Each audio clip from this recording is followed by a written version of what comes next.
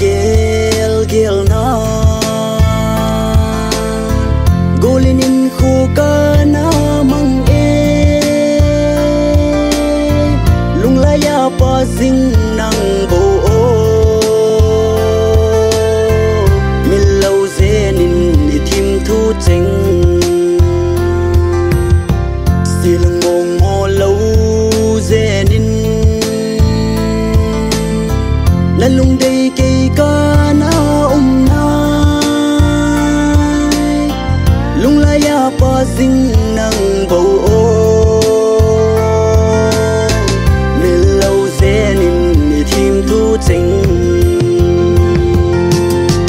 thoát lên đi khô khi khiêng bằng min lung xin na dòng a sang dịu nghe hin là gen thấy cơ hi dễ in là lung đây bằng cả lưng dấu phố hati sa ho gel gel na golin hin khu ka na mang e lung la ya pa sing nang bo min lâu zen in ni tim thu cheng se lung mong mo lâu zen in na lung đi kay ka na na lung la ya pa sing nang bo min lâu zen in ni tim thu cheng sim lai ta pang i zi in lung đi va pang i lên khom thi pu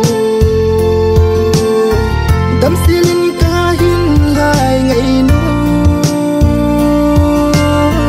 ham giang phát nàn nay mê ta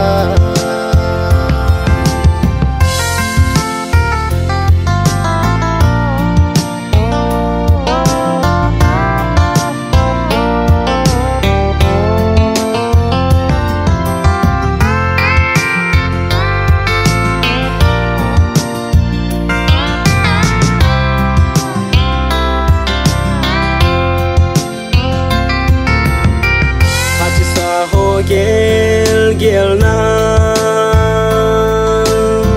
golin hin khu ka na mang e lung la ya pa sing nang bo min lâu zen in ni thim thu cheng silang mong mo lâu zen in